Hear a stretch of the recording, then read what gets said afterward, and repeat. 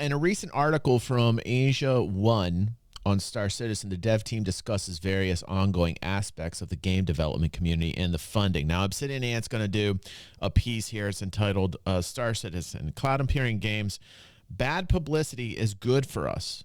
I want to talk about this. Let's go over it. Let's see what Obsidian Ant's angle is. Our bad publicity is good for us. This is a quote from CIG according to a new article on the website Asia 1. It's echoing the sentiments from that old saying, there's no such thing as bad publicity. Asia 1 then have said CIG feel that this holds very true for them, but not only that bad publicity brings them extra funds and extra players. Now, the article reports on a conversation between the website Asia 1 and Vice President of Marketing for CIG, Elliot Chin. There's also some quotes in there from Erin Roberts as well as Tyler Witkin.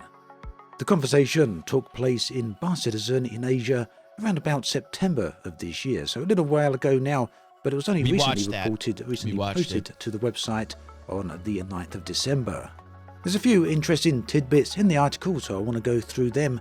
Additionally, it gives a nice insight into CIG's thinking and approach towards the production of both Star Citizen as well as Squadron 42. It's well known then that at this point crowdfunding for Star Citizen began over 10 years ago, back in 2012. As of this date, they've raised over $500 million and are still in alpha access. Elliot Chin discusses an upcoming beta but discloses no date for that, but does mention a beta multiple times.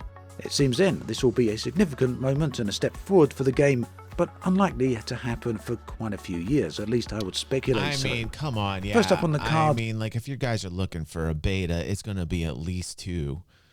I mean, I don't know if I'd call anything a beta in its current state, or even if it evolved a little bit from this point, I wouldn't call it a beta. So that's going to at least take 2. It would be the new tech that everyone's been waiting for. This is server meshing. It will allow the servers to better handle the amount of traffic and data that flows through them, and is essential for the next star system of Pyro. A year ago or so, people broadly expected server meshing to release at some point in 2022. Now, due to the complexities of development with Star Citizen, that has been delayed to the first quarter of 2023. It'll be delayed. However, again. We can really expect some future delays for this, some further delays, at least according to the article. Elliot Chin says, we can say that we are looking to get server meshing in by the end of next year. So that would be the end of 2020. That's the end of 2023, by the way, right? It's going to take a while, man. This is a definite hurdle. Server meshing is a definite hurdle. 3. Now, it's kind of unclear whether he means the first implementation of server meshing here or the final and full implementation. That's what they're saying. But, I still think it's going to take longer. It kind of seems that he's suggesting that this will be the initial implementation. So yeah, quite a way away, and still a bit of a delay there to be expected. In fact, the article goes on to say that CIG are well aware of players' frustrations, and that they do understand, but the enemy, as always, is... Oh, that's okay. Oh, hey, everyone. Cloud Imperium is aware of players' frustrations. Time, and this is something that CIG do. No, it'll be baby. It'll be baby Chin form. Went on to say that Coobs? largely this is due It'll to be the baby technological format. boundaries that are being developed for the game. He said, complex new systems that have never been built before. We can't change time. We can't make things go faster than they're going to take. Dude. We're in the same boat as those people. We're just as eager to play the full game as they are. And yeah, understandably, people are of course eager to play the game after 10 years of waiting so far since initially pledging. The first time they would have backed would have been on... But people are playing the game now, otherwise it wouldn't have player retention. Otherwise, I mean, like this kind of thing's a little bit muddied here when we're going into this. Like, people are actually playing and having a good time, even with the bugs. And generally speaking, one or two things are happening. You're on the extreme of playing solo and you're fine with it, and you got to deal with the 30Ks and the average bugs, but you're okay with that because you just like the atmosphere. You like chilling out, doing your thing. You're a miner. You're doing solo missions. You're trading, whatever. There's that, and then there's the complete other end of the spectrum who are having fun, and those people are basically PvPing, right? So you've got those two camps, and those two camps are very solid in Star Citizen, and even in alpha format, people are still having fun, and that's generally how they're having fun. Now, how you're doing it solo after so long is a surprise to me. Like, really. I personally, I can't. I've tried the solo thing for a while, and it just it grinds on me. It grinds on me. The bugs grind on me. Now, if I'm playing with other people, I'm usually cool for a couple sessions. I'm like, this is great. I'm having a good time. I'm playing with other people. But like when I do the solo thing, the economic gameplay is just not there for me yet. You know, I just has to start. Something has to start happening in that realm. I still want Tony Z. Now look at this. Thank you, Mod. Thank you for some action on this stream, man. I have been waiting and waiting. It has been a whole 15 minutes since some action happened here. Thank you, Mod 81. Thank you for that. I appreciate you, bro. But I personally like playing with other people. Star Citizen is a multiplayer experience for me, and that's my jam, and I'm sticking to that. On the Robert Space Injury website in I want October plenty of danger in this game. 2012, or maybe it was September, around about that date anyway, very long time ago at this point. Of course, the argument to support that is that nothing like Star Citizen has ever been attempted. It's something you'll hear a lot of fans and a lot of supporters of the game repeating quite frequently. Nevertheless, despite the game's lofty ambitions and the massive fundings, the slow development pace often results in some quarters of the internet considering the title to be a scam. The article suggested that the author and Elliot Chin did discuss these so-called controversies.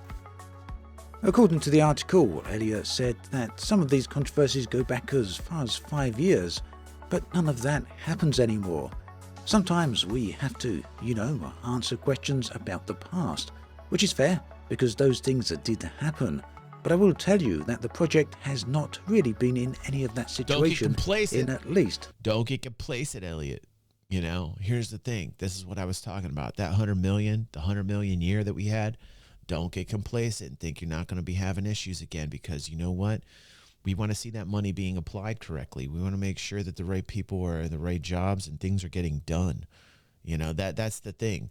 I'm happy they had a really good year. I mean, it's their best yet, 100 million. I mean, that's pretty awesome. Directly from the backers, the people who want to play the game. That's revolutionary in itself.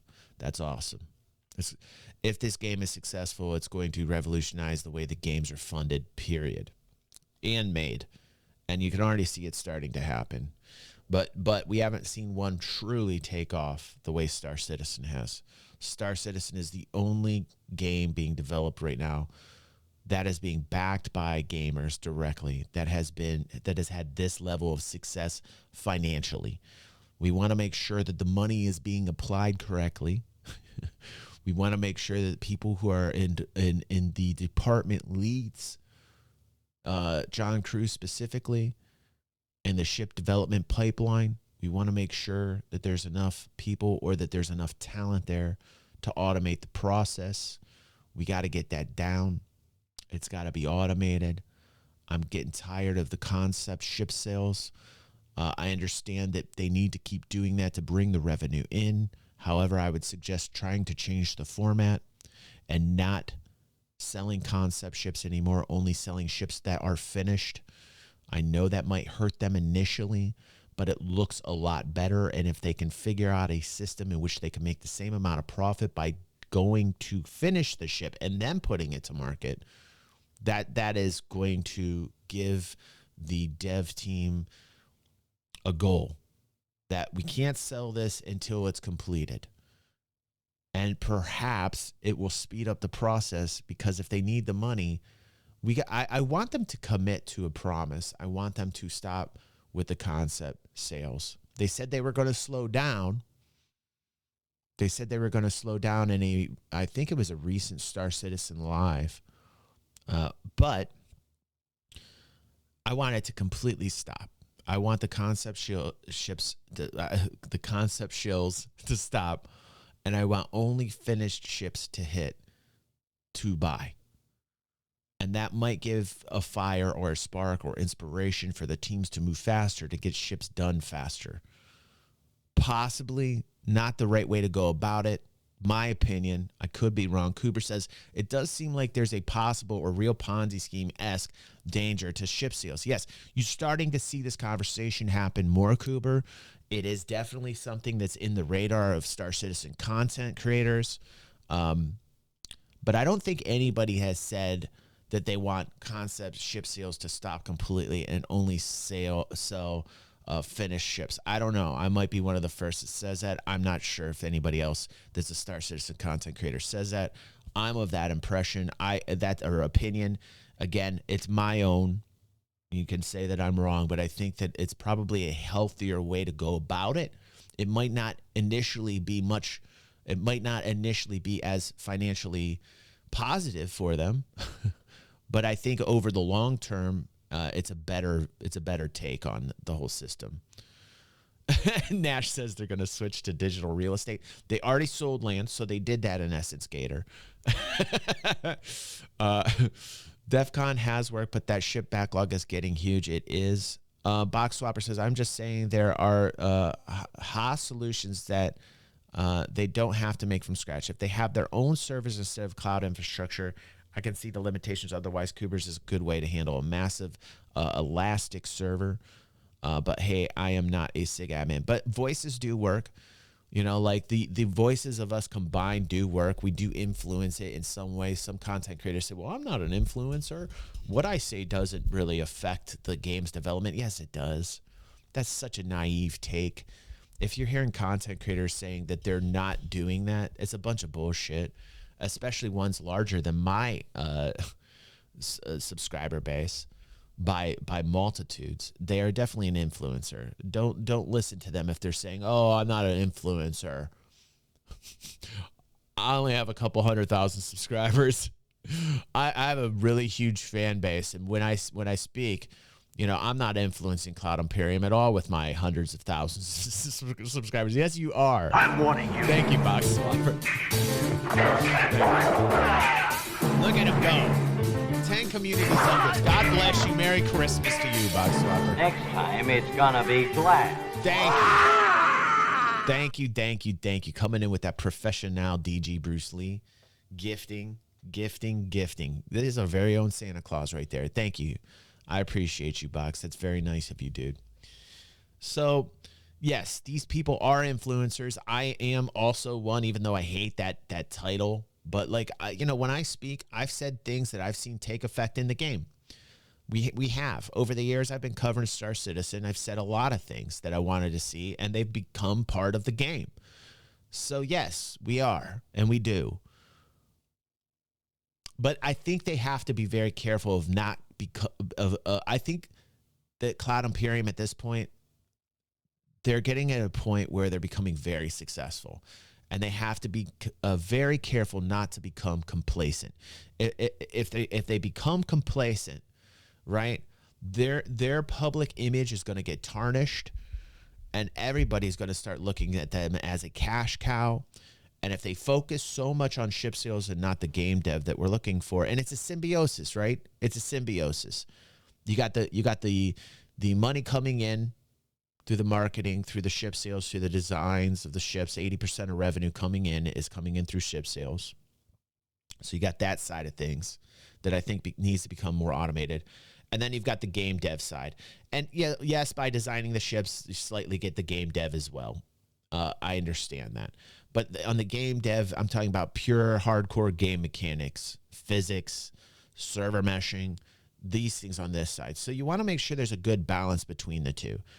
It's really important. And I do feel like it's shifting away from game dev and it's going towards sales. So that's, again, why I'm saying I think it's really important to appropriate the right amount of that revenue towards the correct departments and the right people who have the talent to get shit done. The last 4 years. Further to that, he said 4 years ago, people were saying, oh, this game is a scam, I can't believe it. Or how can we still be taking money from people? Now when it hits our gaming on Reddit, people are saying like, oh, that's Star Citizen, that looks amazing, I want to go check it out. And that's where the whole quote about bad publicity comes in. He observed, anytime there's something negative about us, people actually go on to recommend the game to their friends. There's the saying that no publicity is bad publicity. But even our bad publicity is good for us. Yes, Fox. In short, CIG prefer to allow the game to speak for them, to allow people to discover Star Citizen for itself. Jin also went on to say that CIG never respond to negative comments, or indeed negative media. There's a bunch of discussion about negative media specifically relating to articles in 2019, but also some other issues as well. I won't go into all of them too much here, as I have discussed them on the channel previously. Suffice to say that CIG are not too enamoured with all of that negativity and really don't see it as too much of a problem. Partly because since then the game has moved on and has, they feel, progressed tremendously. But also because, at least in my interpretation, it seems that CIG feel that some of the negativity has come from the wrong aspects or the wrong areas of the community. As an example of that, Erin Roberts actually mentioned talking with the ex-employees. That's perhaps not the best way, he feels, of going around finding out about the game itself and CIG. Of course, the negativity isn't all just about the slow pace of development. It's also about the money itself. Where is the money going? Well, here, Erin Roberts confirmed that... Don't ask. Listen, that's a great question. Where is the money going? And now we're getting an answer from Erin Roberts. I am not a big Erin Roberts fan for many reasons. There is a history with Erin, and I am not somebody who is a cheerleader for Erin Roberts, man. Like I want to hear what Erin's answer is as to where the money. He's going to fumble it. He's going to say something really ignorant. Let's see what he says. Let's see if it sounds professional. That CIG now has staff of 1,000 people. That is a significant number. They have, they say, studios all over the world. Okay. 550 people working out of the UK, 150 in Montreal, and around about 130 in LA, as in the same in Texas and Frankfurt. That's 5 offices worldwide and a lot of development costs. And do we, like, again, like, this is interesting, like this kind of world domination strategy where they're just another office, more people, another office, more people. We have to make sure that it's efficient. Like, I want to make sure, you know, as a backer, right? A lot of people would look at me and go, DG, dude, why do you worry so much about the finances? Well, because it's basically the backbone, man. It's the reason why this exists. It's the reason why the project is the project, man. The finances are really important. And, you know, I get it. They've got like 1,000-ish people that they've got to support. These are real jobs, real paychecks. We know it's not a scam, but we want to make sure that the money is being appropriated correctly. That people who have the talent and get shit done are in charge, right? And is it smart to continue to expand? I mean, in a bear market right now, Cloud Imperium is crushing it. So let's give them a little bit of an applause for that. There are a lot of people out there hurting, and it's only going to get worse, right? I think we're getting closer to a bottom. I don't think we're there yet. I think there's a little bit more, but we're at that despair, fear, anger vibe right now. You see it everywhere on Twitter. You can see it in comments, man. People are like angry. People have lost money in stocks. People have lost money in crypto. People are just angry right now. It is like blood in the streets. Almost. It's almost there. I smell it in the air. It's so very close. Maybe 2023 will be the consolidation year and the accumulation period. I'm feeling like 2023 will be a good year to pick really bottom basement deals. Right out hot out of the oven bargains. You know, like it's getting close.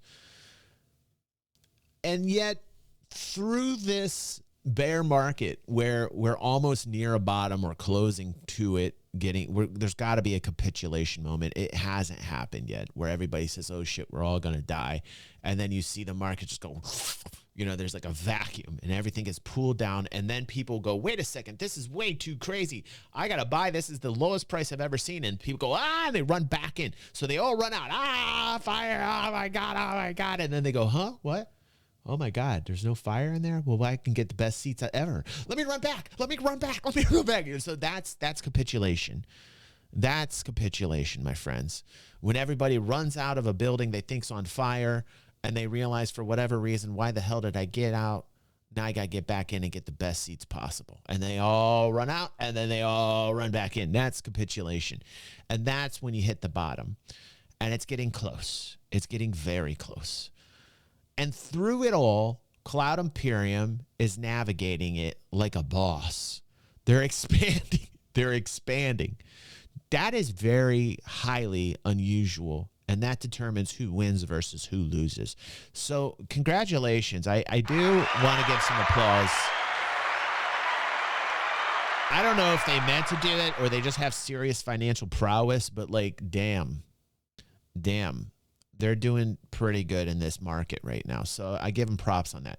I just want to make sure that this record revenue has a home towards talented developers, that it goes into the paychecks of the people who get shit done. Hallelujah. Can I get an amen, please? Yes, sir. Can I get an amen? Yes. In 2023, I'll be very critical. I am going to look at people in charge of teams and make sure that, in fact, shit is getting done. You will be hearing that I am a naysayer in 2023 because I'm going to take more of a hard-lined approach. And I'm going to, and why was I so white knighty in 2022? I wouldn't say I was white knighty. I would say that I was rational because the majority of public opinion believe this narrative that there was no progress happening in 2022, and the contrarian in me said, no, there's actually progress happening. The developers are actually developing, and nobody believed that. And I wanted to make it very known in 2022 that good things, in fact, were happening, you know. And so in 2023, I think what you're not going to hear a lot of is like, okay, we've got the record-breaking revenue. Now how is it being applied? I don't think many people are going to focus on that. Maybe Montoya a little bit. But I'm going to focus more on that. And I'm going to be much a meaner, leaner DG360. And like I said last night, I discussed this a little bit at the after party last night. You're going to be hearing that I'm a naysayer. So I have been a white knight, a naysayer, a white knight, and I'm going back to naysayer. Or according to public opinion, that's what's going to happen. And I'm going to lose a lot of my audience when I say that I want to make sure money is appropriated correctly. I'm going to say things that people aren't going to want to hear. And people are going to start shifting gears and say, wait a second, DG. Wait a second. So that explains they feel where the money is going. What's up? Good morning, Nate. I also feel that regarding it's money from, specifically, there was a lot of discontentment between 2017 and 2018. What is it? It's And Eddie that back Murphy then, coming to CIG America. gave DEF everyone CON. the opportunity to be refunded. That, I feel, at least as what I can understand, I may be wrong here, Thank you, but Nash. it's very different to what Eurogamer reported on back in 2016. You can see that right here, that people had great difficulty in getting refunds, to the point and to the extent where CIG actually, that's a Eurogamer claim, changed the terms of service to make it more difficult for people to get refunds. So what Chin says there apparently seems to be at odds with what Eurogamer posted back in 2016, but there is a discrepancy What's there up, between the Dark Spike? days, Welcome to the 2016 stream, bro. and 2018, Yes. so maybe that accounts for it. Anyway, the article does have a bit more content in it than what I've discussed today, so in fact quite a Merry bit more, Christmas, so I dude. do Thank recommend you, that thank you you, check Dark it out. Spike. I will link it in the video description below. The main takeaway points for me are the subjects on server meshing, something that we're long awaiting for. We can see the pyro footage, in fact, on the screen right here. This footage is a number of years old at this point and still hasn't made the appearance into the game. Thank you, Gator. The fact that Guys are awesome. DG Kuwatu hands. Touch my Kuwatu hands. Everything. Thank you so much. I appreciate you, Gator. And you too, Dark Spike. I appreciate you guys so much. Thank you for that. CIG via this article saying that we shouldn't really expect server meshing until the end of 2023. Well, that's a little bit of a shame, probably a bit more than a shame actually. very eagerly awaiting us to see this and to get hands on I it. surprisingly make a It all wonderful looks pretty Kuatu. good. It's disturbing. The other main takeaway point for me is that CIG appear to feel that any negativity and any bad Barely publicity noticed the about Star difference. Citizen really are not a problem. Another way of looking at that then is that CIG Thank feel you, that Dark. things are going very well Chill out indeed while you're right in your now for workspace, Star bro. Citizen, and that the future for the game is likely very bright. Of course, that doesn't mean we can expect a beta or full release anytime soon. It just means that CIG are happy with things the way things are right now and with the way content is developing. Do let me know your thoughts and feelings on all of this in All the right, comment cool. section below. Obsidian Ant, our Lord and Savior, he saved us from the same fate that had happened to Clip, and I hope we helped Clip out and get his channel back. Obsidian Anal, Obsidian Anal. Oh, that's a totally different channel. Obsidian Ant has done a lot for us, and we thank him. That's why his channel is on my channel, and I'm glad I didn't say anal again. That would have been very embarrassing.